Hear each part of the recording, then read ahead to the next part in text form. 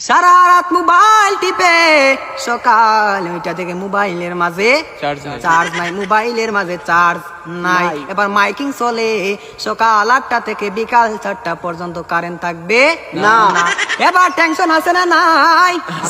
সারাদিন কারেন্ট থাকবে না, আর যদি কারেন্ট না থাকে আমার মোবাইলটা বন্ধ হয়ে যাবে, আর ওই পারে কথা বলা যাবে না। এবার ওই পার থেকে রাগ করবে কি করবে না? করবে। এবার যখন বিকাল 4টা বেজে গেল, যেই মাত্র কারেন্ট আসলো আর মোবাইলটা চার্জে লাগাইয়ে টিপানো আরম্ভ, এবার মেসেজ করে হাই। এবার গিয়ে দেখে ওই পার থেকে ব্লক করে দিছে, ব্লক করে দিছে। এবার ছেলেটা তো টেনশনে আছে, হারে ব্লক করে দিল, আমাদের তো ভালোবাসা কোথায় গেল?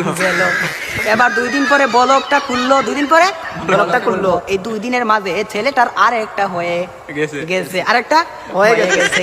এবার মেয়েটা বলে তোমার সাথে আমি পালিয়ে যাব, আমাদের বাড়িতে মানবে না, চলো আমরা পালিয়ে যাই। আমি রাগ করেছিলাম, আমার রাগ তুমি কেন ভাঙাও না? আর ছেলেটা রাগ কি ভাঙাবে? এই 2 দিনের মাঝে আরেকটা কপালের মাঝে জুইটা গেছে। ওই মেয়েটা বলে চলো আমরা পালিয়ে যাই, ছেলে বলে চলো।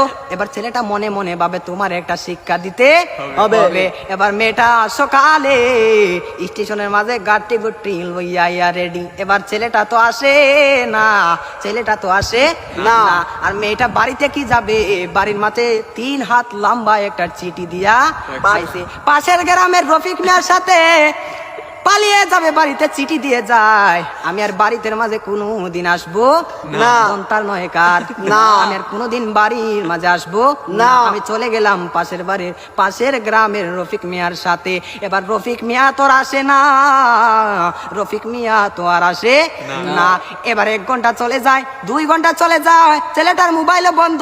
মেয়েটা তো আর বুঝার বাকি হলো না, আমাকে চলে গেল ছাড়িয়ে, আমাকে ফাঁকি দিল।